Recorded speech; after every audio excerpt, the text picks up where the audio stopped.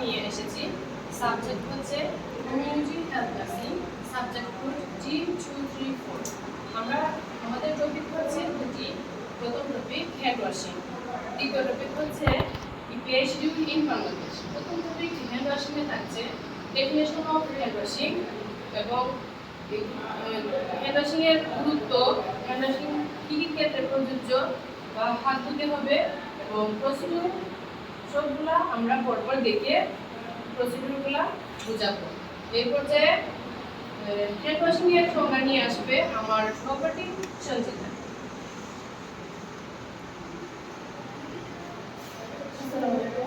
আমি যে বিষয়টি নিয়ে আলোচনা করবো সেটা হচ্ছে hand washing. Definition of hand washing. Hand washing এর সংজ্ঞা।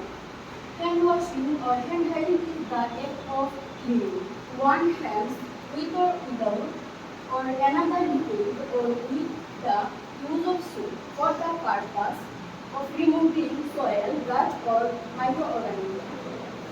হাত ধোয়া বা হ্যান্ড হাইজিন হলো পানি বা তরল জাতীয় দ্রবণ ব্যবহার করে অথবা তরল জাতীয় দ্রবণ ব্যবহার না করে হাত থেকে ময়লা, মাটি এবং অনুজীব নিষ্ক্রিয় করার উদ্দেশ্যে জীবাণুনাশক অথবা সাবান ব্যবহার করে হাতকে পরিষ্কার করার প্রক্রিয়া বা কাজ। ধন্যবাদ। এখন আমার পরে বক্তব্য নিয়ে আসবেন আমার সহপাঠী সজীব।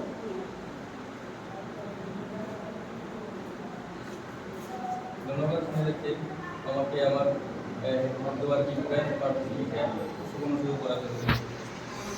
To clean diet and transmit মাইক্রোঅর্গানিজমস from the head. হাত ধোয়া হাতের ময়লা এবং অনুজীব পরিষ্কার করতে সাহায্য করে। To reduce food microbial count over time. সময়ের সাথে সাথে এটা অনুজীবের সংখ্যা কমে দেয়। To prevent cold infection. Infection থেকে এটা রোগ প্রতিরোধে সাহায্য করে। To reduce the risk of infection disease. নিজ থেকে সংক্রমিত রোগ থেকে রক্ষা করে। It helps to improve patient care. স্বাস্থ্যসেবা প্রদানে এটা গুরুত্বপূর্ণ ভূমিকা পালন করে। Helps to create safe working environment. সেবা প্রদানে এটা সুন্দর পরিবেশ তৈরি করে।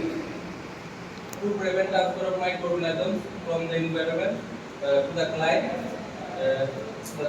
পরিবেশ থেকে সংক্রমিত অণুজীব থেকে এটা প্রতিরোধ করে। To prevent transfer of microorganisms from the client to health worker. স্বাস্থ্যসেবা কর্মী এবং রোগীর মাধ্যমে সংক্রমিত রোগ থেকে রক্ষা করে। Helps to prevent hospital infection. হসপিটালের সংক্রমিত রোগের আক্রমণ থেকে রক্ষা করে। Hand washing is the basic technique for the infection control. হাত ধোয়া সংক্রমিত রোগ প্রতিরোধের মৌলিক কৌশল।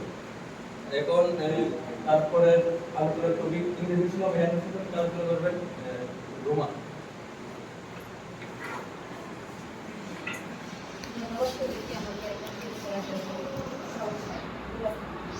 একটু নিচে দিলাম।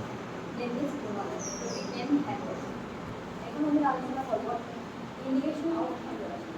কোন কোন ক্ষেত্রে হাত ধোয়া প্রয়োজন? কোন কোন কাজের আগে হাত ধুতে হবে? বিফোর ফিডিং দ্য পেশেন্ট, রোগীকে খাওয়ানোর আগে হাত ধুতে হবে। পারফর্মিং ইনভেসিভ প্রসিডিউর, যে কোনো কাজের প্রসিডিউর করার আগে হাত ধুতে হবে। যেমন ড্রেসিং হতে পারে, ড্রেসিং করার আগে আমাদেরকে অবশ্যই হাত ধুতে হবে। স্টার্টিং এনি ওয়ার্ক, যে কোনো কাজ শুরু করার আগে হাত ধুতে হবে। অ্যাপ্লাইং গ্লাভস, গ্লাভস পরার আগে আমাদের হাত ধুতে হবে। প্রিপারিং ফুড, খাবার তৈরি করার আগে আমাদের হাত ধুতে হবে। বিফোর ইটিং, খাওয়ার আগে আমাদের হাত ধুতে হবে। আফটার, কোন কোন কাজ করার পরে আমাদের হাত ধুতে হবে। ফিনিশিং এনি ওয়ার্ক, যে কোনো কাজ শেষ করার পরে আমাদের হাত ধুতে হবে।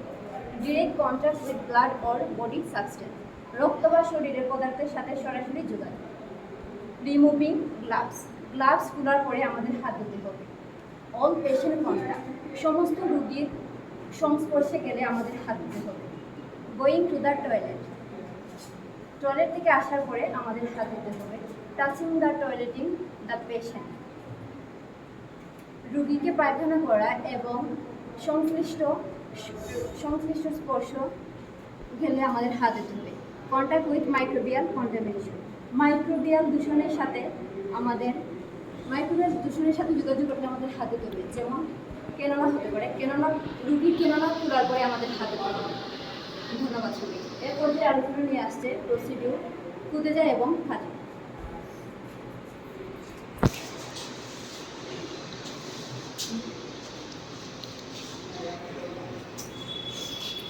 আসসালামু আলাইকুম, আমি কাজল। আমি এখন উপস্থাপনা করবো হ্যান্ড ওয়াশিংয়ের স্টেপ। আমার সাথে প্র্যাকটিক্যালি দেখাবে ফুতেজা। কতদিন থাকছে এই করতে? প্রথমে আছে টাওয়াল, লাগবে না। সাবান, মগ, পানি।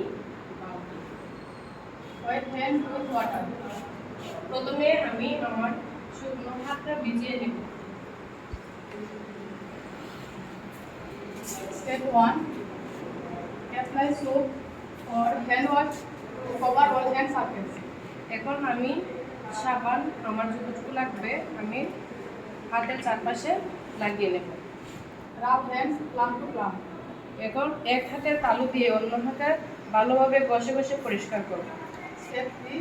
Right palm over left dorsum with interlaced fingers and vice versa.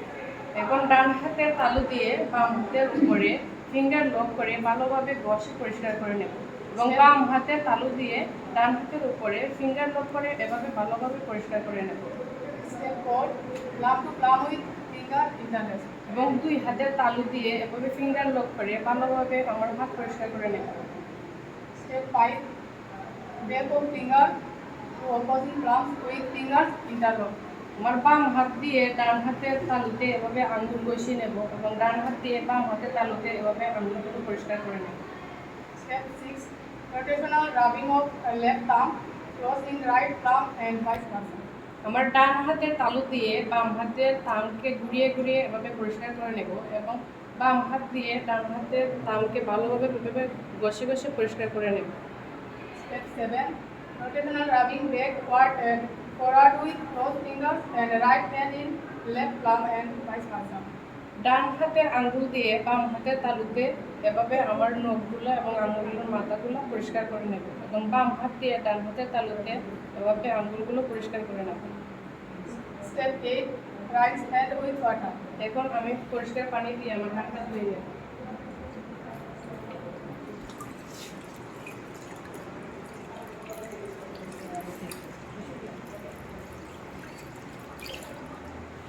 Step 9. Dry hands slowly with a single use towel. এখন আমি একটা সিঙ্গেল ফ্রেশ টাওয়াল দিয়ে আমার হাতটা ভালোভাবে মুছে নেব।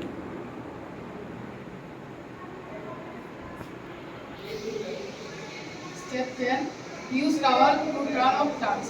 এখন আমার শাওয়ারের ট্যাপ আমি কোনো টাওয়াল অথবা টিস্যু দিয়ে স্টপ করব যাতে কোনো জীবাণু আমার হাতে আবার পুনরায় না লেগে যায়। Step 11. Your hands are now safe. নাও আমার হ্যান্ড এখন সেফ আছে, আমার হাত পরিষ্কার হয়ে গেছে। ধন্যবাদ। ধন্যবাদ সবাইকে।